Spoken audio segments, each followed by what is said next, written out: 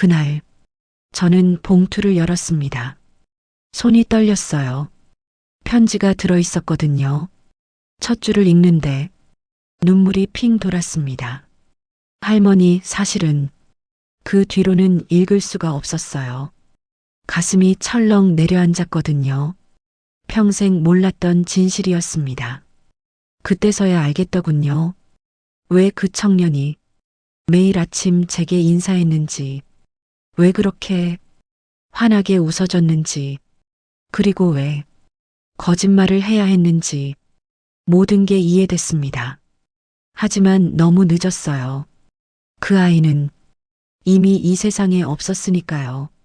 저는 올해 72입니다. 서울 변두리 낡은 아파트에 살아요. 2층짜리 빌라였죠. 1층에 저, 2층엔 대학생들이 살았어요. 남편은 10년 전에 떠났고 자식들은 다 멀리 있습니다. 딸은 부산, 아들은 캐나다. 1년에 한 번 보면 다행이에요. 그래도 원망은 안 합니다. 바쁘니까요, 다들. 제 하루는 규칙적이었어요.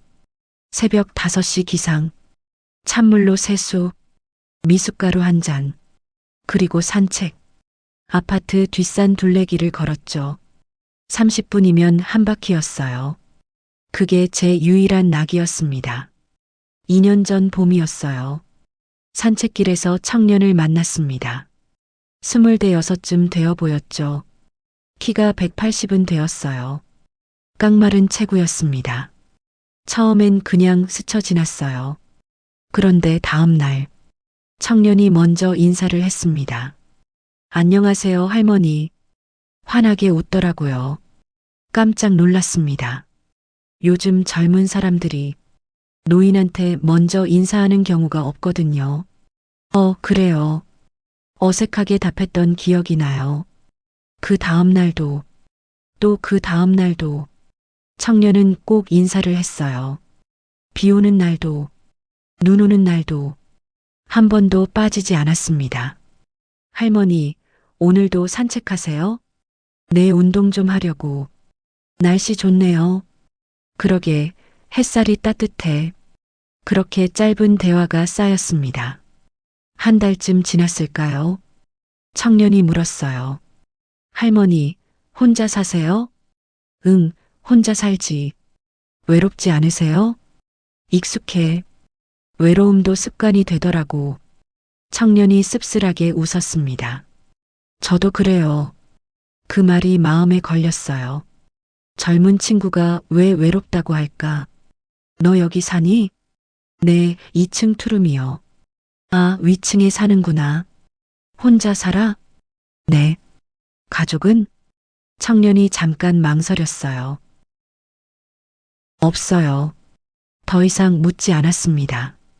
그 눈빛에 아픔이 보였거든요. 석 달쯤 지났을 때였어요. 청년 이름이 준호라는 걸 알았습니다. 근처 편의점에서 야간 아르바이트를 한다고 했죠. 밤에 일하면 힘들겠다. 괜찮아요. 익숙해요. 낮엔 뭐해? 공부요. 학생이야? 공시생이에요. 공무원 시험 준비생이라더군요. 3년째라고 했어요. 힘들겠네. 아니요. 할만해요. 준호는 항상 웃었습니다. 그런데 어딘가 쓸쓸해 보였어요. 어느 토요일 아침이었습니다. 준호가 평소보다 늦게 나왔어요. 얼굴이 많이 피곤해 보였죠. 눈밑이 시커멓게 내려앉았고 걸음걸이도 힘이 없었어요. 밤새 일했어? 네. 대타 좀 서줬어요. 많이 힘들겠네. 괜찮아요. 익숙해요. 항상 그 말이었습니다. 괜찮다고, 익숙하다고. 그런데 그날 준호가 물었어요. 할머니, 아침 드셨어요? 아직? 집에 가서 먹으려고. 저, 김밥 하나 사드릴까요? 아니, 괜찮아. 제가 먹고 싶어서 사는 건데. 같이 드실래요? 준호는 환하게 웃으며 말했습니다. 거절할 수가 없었어요. 편의점에서 김밥을 샀죠. 벤치에 앉아 함께 먹었습니다. 준호는 한 줄, 저는 한 줄, 말없이 나눠 먹었어요. 맛있네. 그죠? 여기 김밥 진짜 맛있어요. 그날 이후로요. 일주일에 한두 번은 준호와 아침을 먹었습니다. 때론 김밥이었고, 때론 삼각김밥이었죠. 때론 빵이었어요. 할머니 덕분에 아침이 외롭지 않아요. 준호의 그 말이 가슴 한편을 따뜻하게 했습니다. 저도 그랬거든요. 준호를 만나는 아침이 기다려지기 시작했어요. 그해 여름이었습니다. 장마가 길었죠. 비가 2주나 계속 왔어요. 산책을 못 나갔습니다. 답답했어요. 그러다 비가 그친 날, 아침 일찍 나갔죠. 준호가 벤치에 앉아 있었어요. 손에 비닐봉지를 들고 할머니, 환하게 웃으며 손을 흔들었습니다. 다가가는데 가슴이 뭉클했어요. 너 나 기다렸니? 네, 비가 그쳐서요. 할머니 나올 것 같았어요. 봉지를 건넸습니다. 뭐야 이게? 호떡이요. 비 오는 날엔 호떡이 최고잖아요. 따뜻했어요. 갓 부친 호떡이었습니다. 고맙다 준호야. 아니에요. 함께 호떡을 먹었죠. 말은 많지 않았어요. 그냥 조용히 앉아 호떡을 먹고 빗방울 떨어지는 나뭇잎을 봤습니다. 행복했어요. 그 순간이 그때는 몰랐습니다. 그게 마지막 평온이었다는 걸. 그의 가을이었습니다. 10월 중순쯤이었을 거예요. 갑자기 준호가 안 보였습니다. 처음엔 하루, 이틀, 사흘, 일주일이 지났죠. 걱정이 됐습니다. 아픈 건 아닐까? 사고라도 난 건 아닐까? 편의점에 가봤어요. 준호 어디 갔어요? 아, 그 친구요? 요즘 안 나와요. 왜요? 글쎄요. 점원이 고개를 저었습니다. 연락이 안 되네요. 그만뒀나 봐요. 불안했습니다. 집에 가서 위층을 올려다봤어요. 준호 집 불이 꺼져 있었습니다. 밤이 되어도 새벽이 되어도 불이 켜지지 않았어요. 2주가 지났습니다. 어느 날 아침 산책을 나가는데 계단에서 우편물을 봤어요.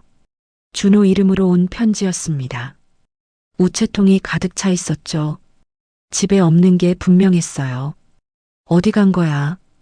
왜 말도 없이? 섭섭했습니다. 한 달이 지났어요. 그러던 어느 날 새벽 산책을 나가는데 준호가 서 있었습니다. 벤치 앞에 고개를 푹 숙이고 준호야. 달려갔어요. 준호가 고개를 들었습니다. 깜짝 놀랐어요. 완전히 다른 사람이었거든요. 살이 쭉 빠졌고 눈이 푹 들어가 있었어요. 수염도 덥수룩했죠. 준호야, 어디 갔었어? 준호는 대답하지 않았습니다. 그냥 저를 보기만 했어요. 눈빛이 흔들렸습니다. 아팠어? 왜 말이 없니? 준호가 입을 열었습니다. 할머니, 떨리는 목소리였어요. 도와주세요. 가슴이 철렁했습니다. 무슨 일이야? 준호가 주저앉았어요. 벤치에 털썩. 얼굴을 손으로 감쌌습니다. 제 동생이요. 동생?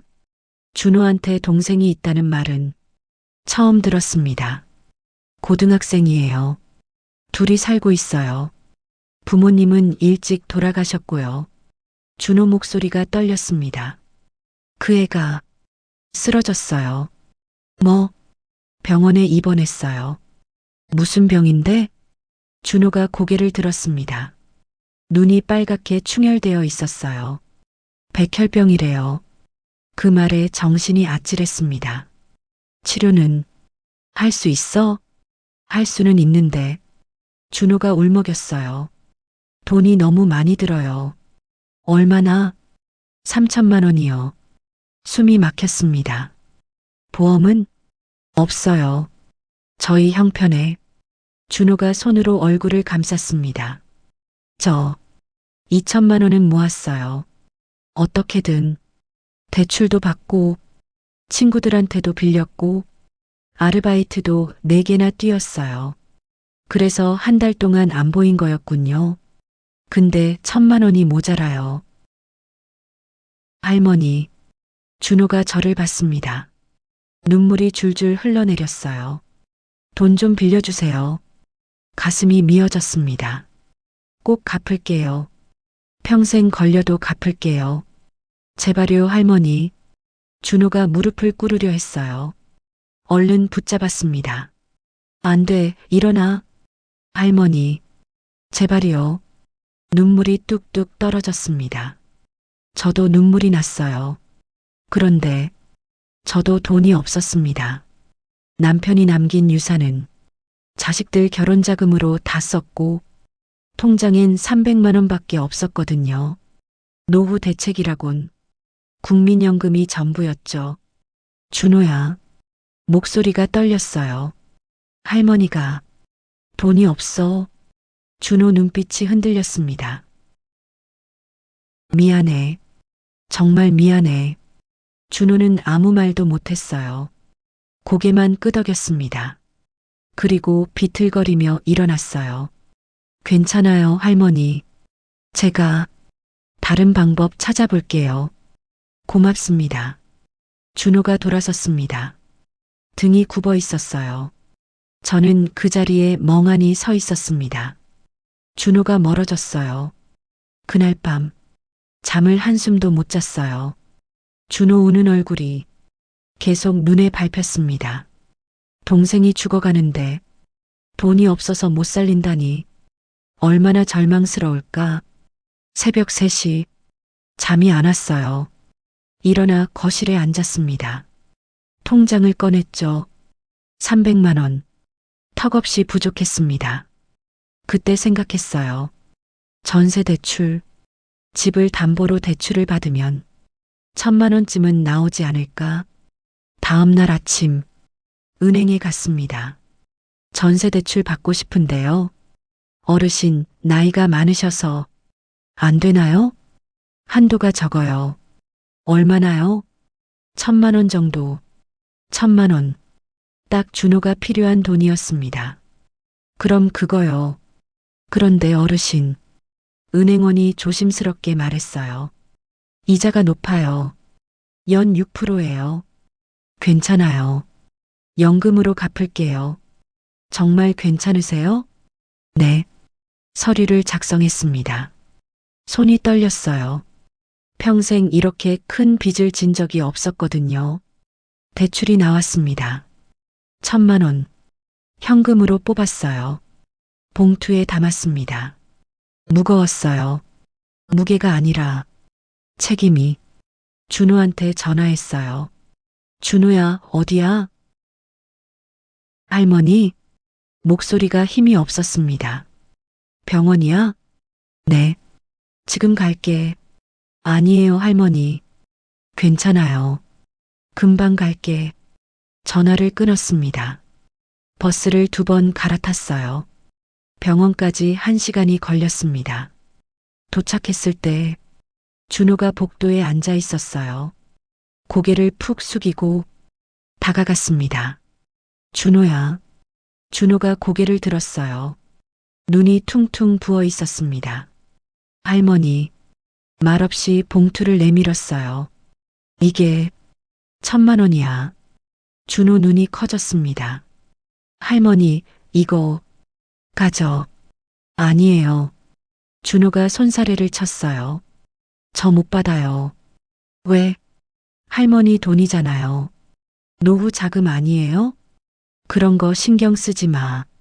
손을 꼭 잡고 봉투를 쥐어줬습니다. 동생 살려.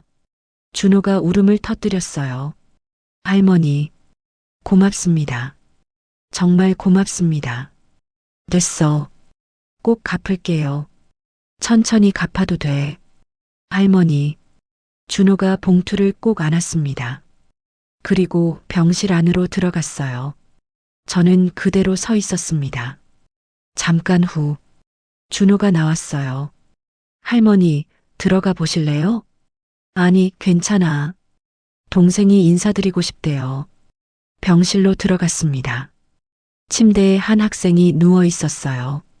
16쯤 되어 보였죠. 머리카락이 많이 빠져 있었어요. 안녕하세요, 할머니. 가느다란 목소리였습니다.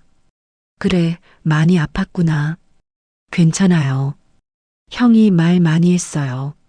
할머니 덕분에 아침이 행복하다고. 가슴이 뭉클했어요. 너도 곧 나을 거야. 네. 힘낼게요. 병실을 나왔습니다. 준호가 따라 나왔어요. 할머니, 진짜 고맙습니다. 평생 못 갚을 은혜예요. 됐어, 준호야. 빨리 동생 낫게 해. 네. 집으로 돌아왔습니다. 가슴이 후련했어요. 돈은 없어졌지만 마음은 편했습니다. 외면하는 것보다 나았으니까요. 그날 밤 아들한테 전화가 왔어요. 엄마, 나야. 응, 준혁아. 건강은 괜찮으세요? 응, 괜찮아. 엄마, 그게 통장 보니까 대출 나갔던데. 깜짝 놀랐습니다. 어떻게 알았어? 자동이체 문자가 제 폰으로도 와요. 보증인이잖아요. 아, 맞다. 대출 받을 때 아들을 보증인으로 세웠었죠. 왜 대출 받으셨어요? 그게 말을 못 하겠더라고요. 필요해서. 무슨 일이에요? 아무것도 아니야. 엄마, 1,000만 원이에요.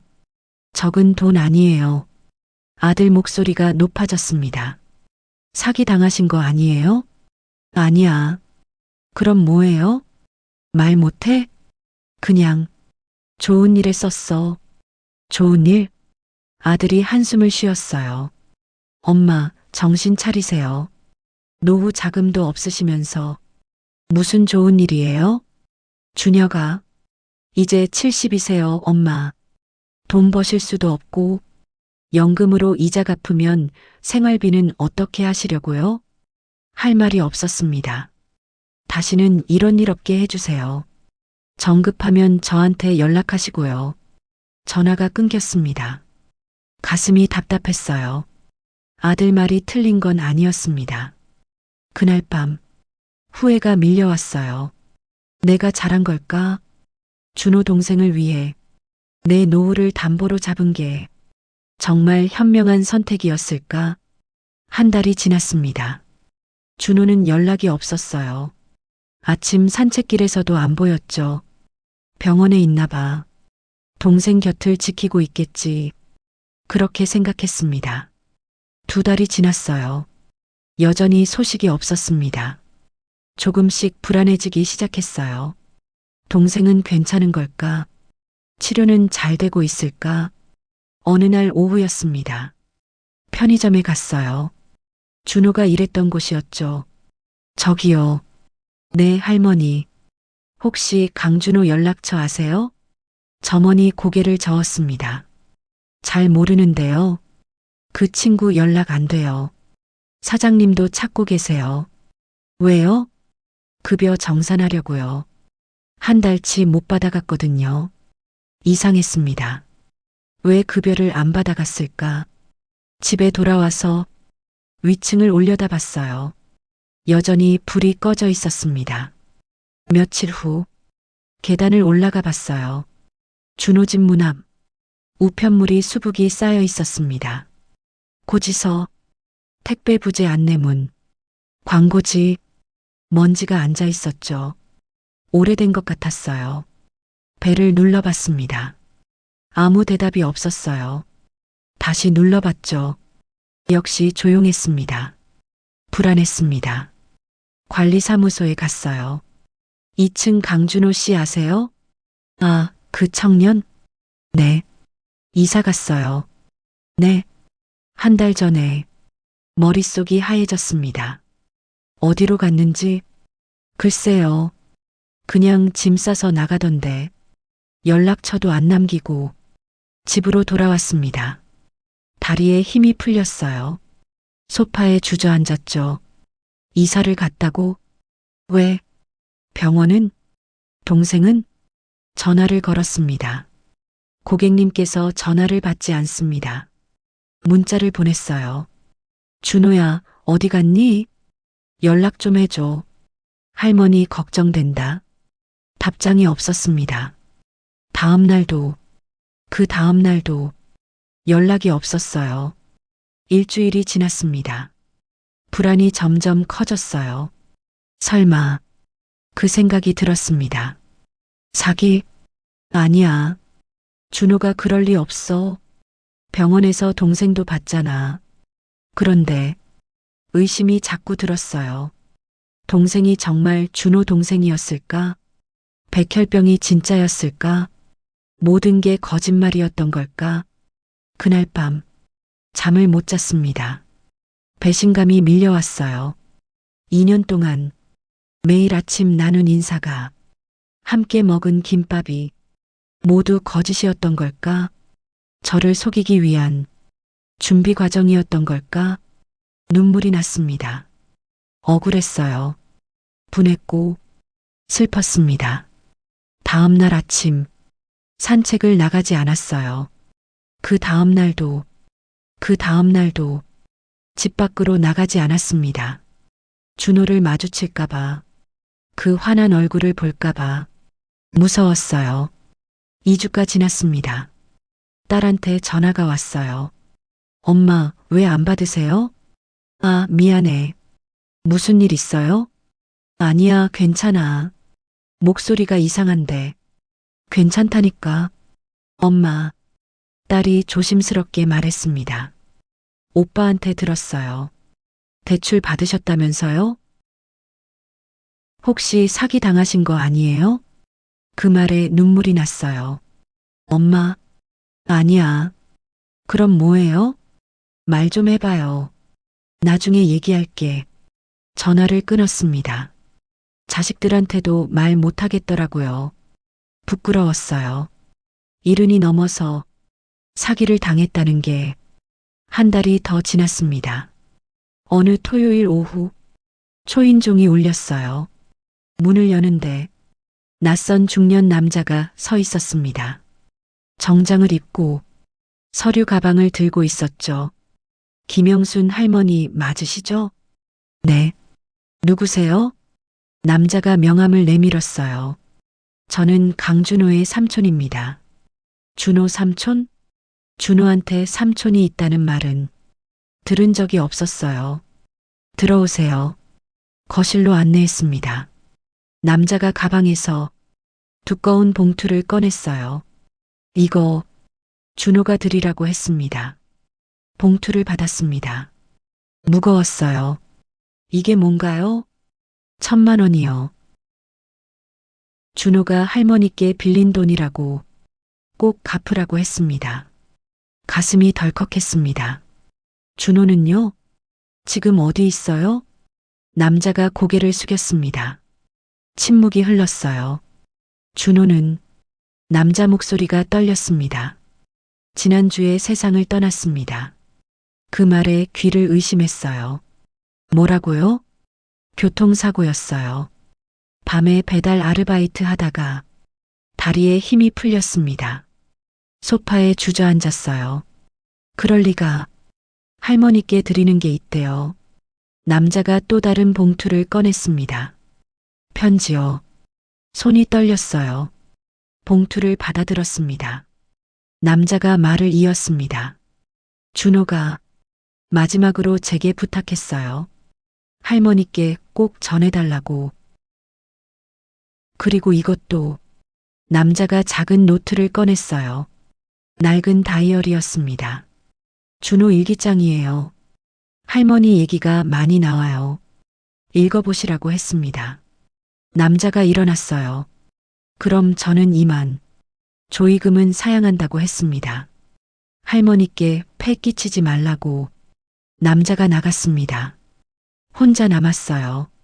손에 편지와 다이어리가 있었죠. 떨렸습니다. 먼저 다이어리를 펼쳤어요. 준호의 글씨였습니다. 첫 장, 2년 전 봄, 산책길에서 할머니를 만났다. 처음엔 그냥 지나쳤는데, 다음날 인사를 했다. 왜 그랬는지 모르겠다. 그냥 인사하고 싶었다. 다음 장, 할머니가 웃으셨다. 어색하게.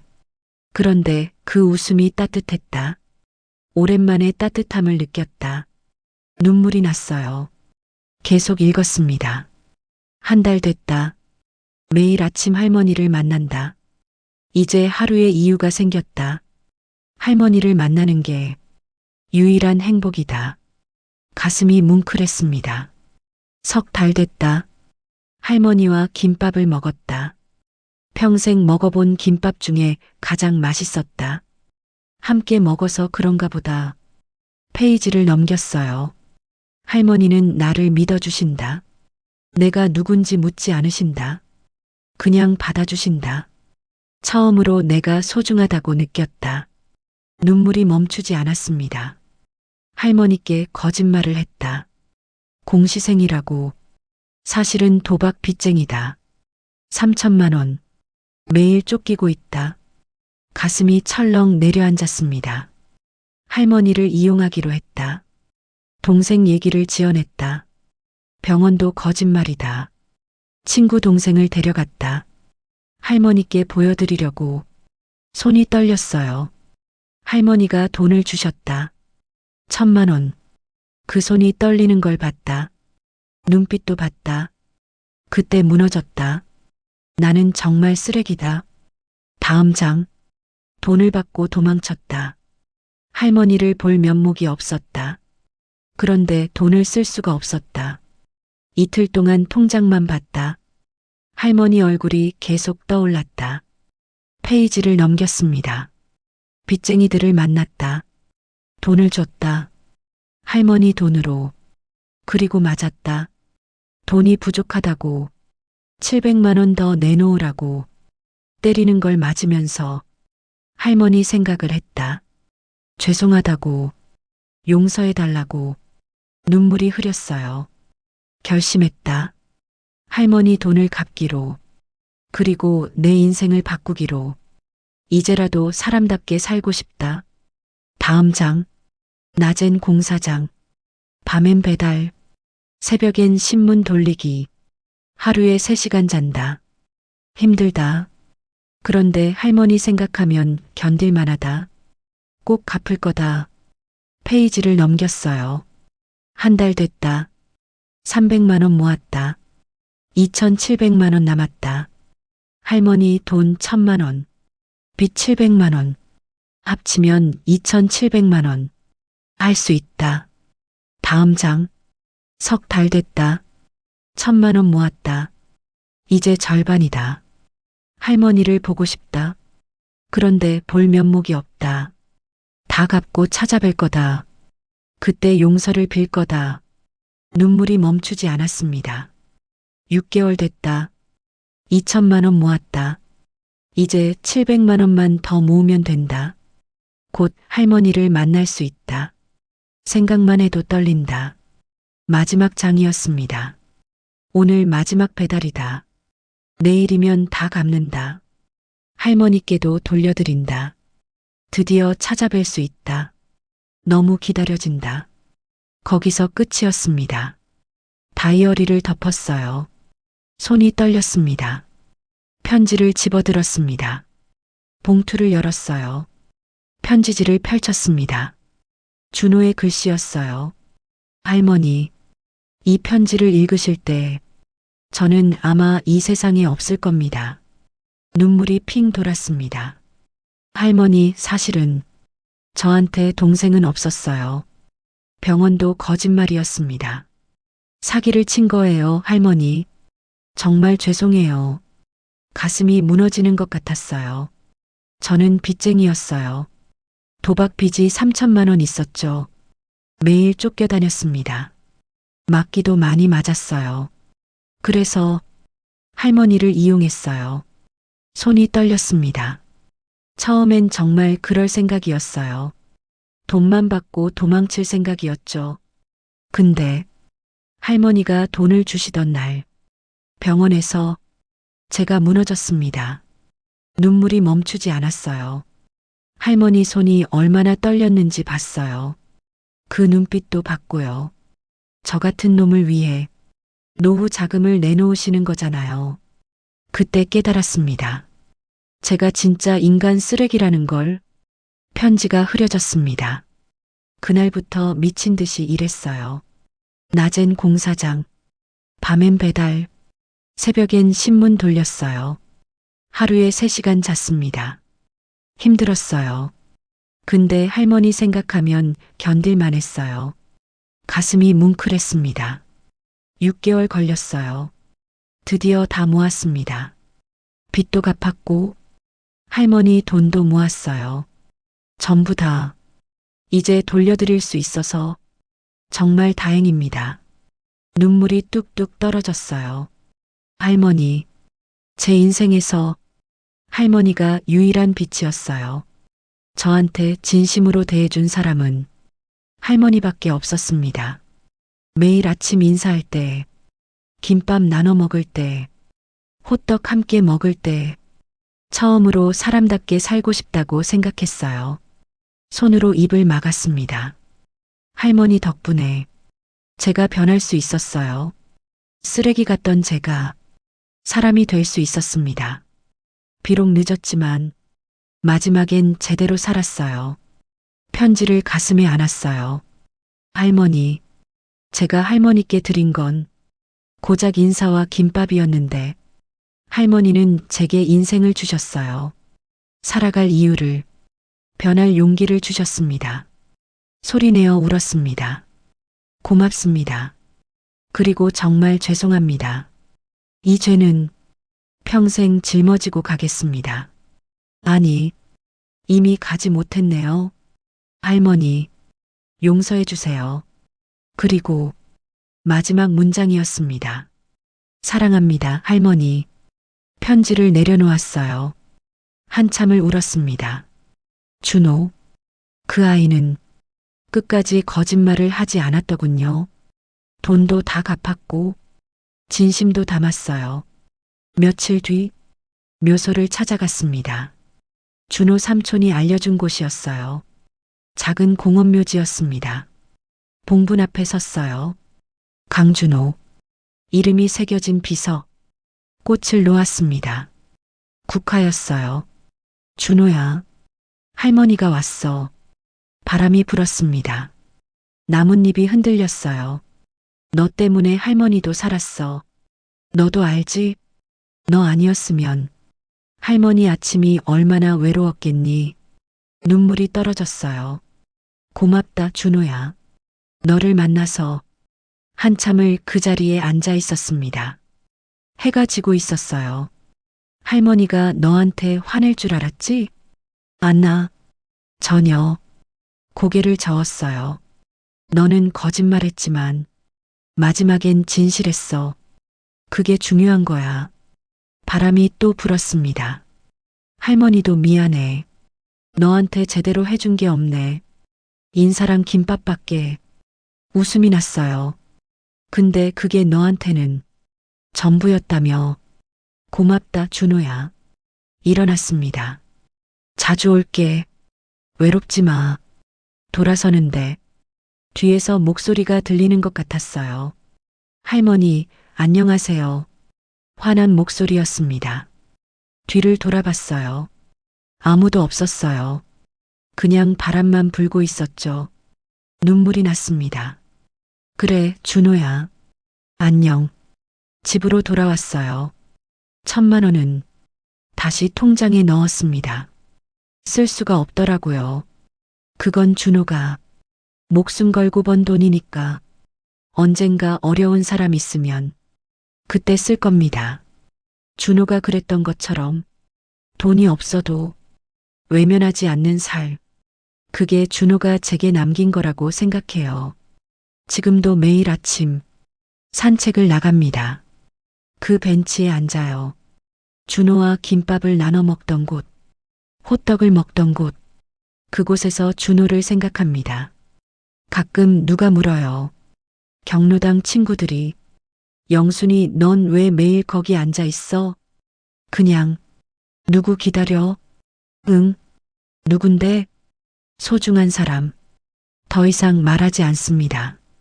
준호는 제게 무엇이었을까요? 손자 같았을까요? 아들 같았을까요? 아니었습니다. 준호는 준호였어요. 매일 아침 인사해주던, 환하게 웃어주던, 외로움을 나눠준 소중한 사람이었습니다. 이제 곧 겨울이 옵니다. 올겨울엔 눈이 많이 올까요?